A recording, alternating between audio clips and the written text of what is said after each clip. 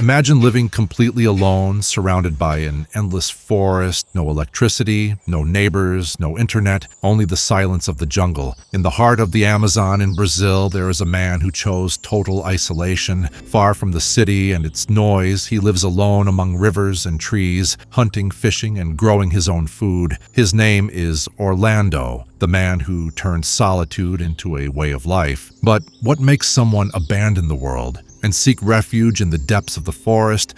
The Amazon rainforest is one of the most hostile and, at the same time, most fascinating places on Earth. And it's here, deep in the jungle, more than 200 kilometers from the nearest city, that Mr. Orlando lives, a river dweller who decided decades ago to disappear from the map. He lives alone on a small island surrounded by rivers and dense forest, a place only accessible by boat. His home is simple, built entirely with his own hands, board by board, nail by nail, using only wood taken from the forest. Inside, the space is small. Hanging on the walls, hammocks, fishing hooks, oil lamps, and improvised tools tell the story of a man living on the edge between isolation and self-sufficiency. With no electricity, no neighbors, and no luxuries of any kind, he survives solely on what nature provides. Outside, there's a small farm that provides the essentials: cassava, bananas, guavas, greens, and a few medicinal herbs. It's enough to live. Everything is planted with patience and harvested with respect.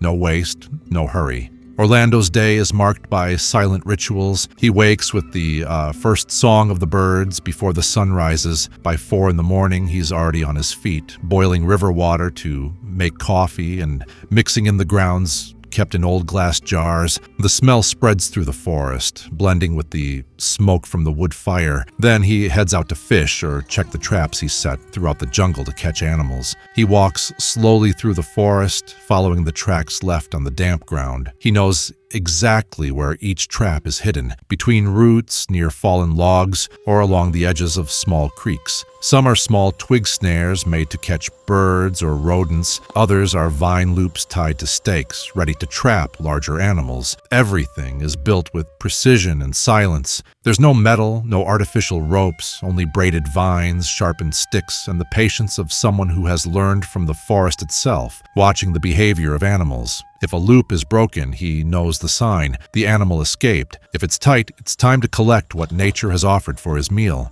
While the mist still lingers over the river, he readies his canoe, checks his fishing net, and rows slowly through the cold waters in search of the day's food. Peacock bass, tambaqui, trahira, fish are the foundation of his survival. His small wooden boat, powered by simple handmade paddles, glides silently across the water's mirror. His dogs follow along the riverbank, loyal guardians of a territory seemingly forgotten by time. Lunch is simple, but it always feels like a feast. Rice bought from a distant market and stored carefully, fish roasted over the fire, cassava flour, and herbal tea made from plants he gathers himself. Sometimes he cooks broths from leaves and roots, recipes learned from old river dwellers he once met. Orlando's food comes from, whatever nature decides to offer. It doesn't come from store shelves or markets. It comes straight from the forest. When the fishing is poor, he eats wild fruits, guava, cupuaçu, bacaba, Brazil nuts, and whatever else the jungle provides.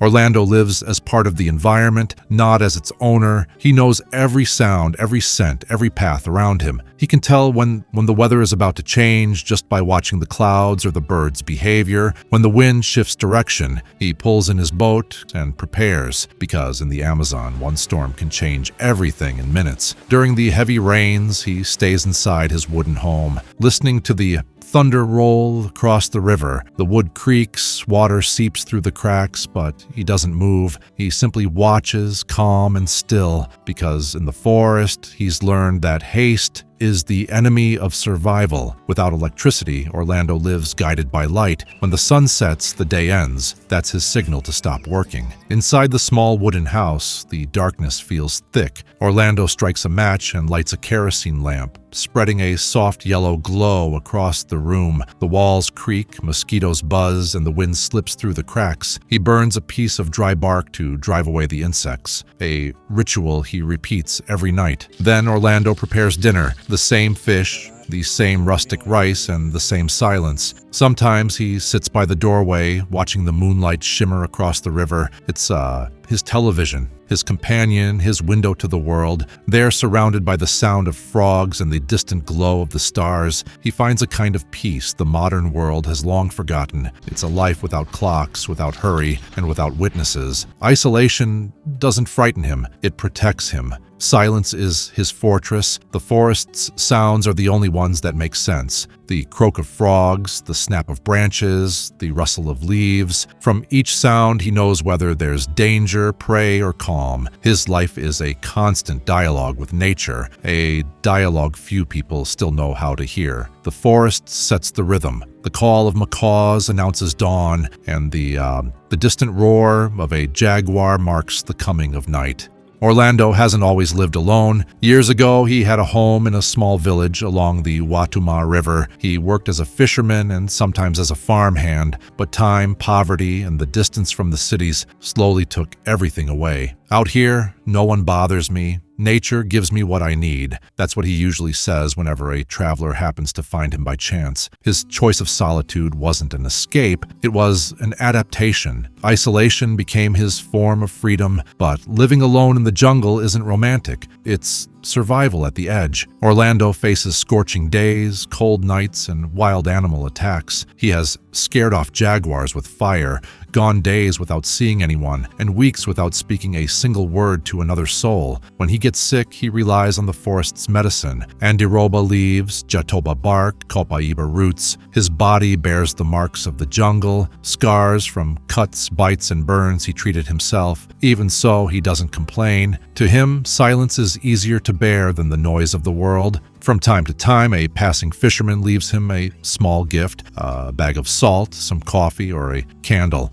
Orlando thanks them and returns to his routine. But the forest, though it is his refuge, is also his prison. When the rains come, he can be cut off for weeks. Sometimes the river rises so high that it swallows his small garden and part of his house. When the dry season arrives, the river recedes, the fish become scarce, and food turns into a daily challenge. At times, he returns from fishing with just enough for a single meal. Without the river's bounty, he turns to the forest, gathering fruit and checking the traps he set along the trails to secure his dinner. Orlando lives in isolation, but he never calls himself lonely. To him, the forest is companion, provider, and shelter. What most would call solitude, Orlando calls balance. It is there, surrounded by green, that he feels whole. While the rest of the world chases comfort, technology, and speed, Orlando keeps living with the bare minimum, proving that a human being can survive with almost nothing as long as they have the courage to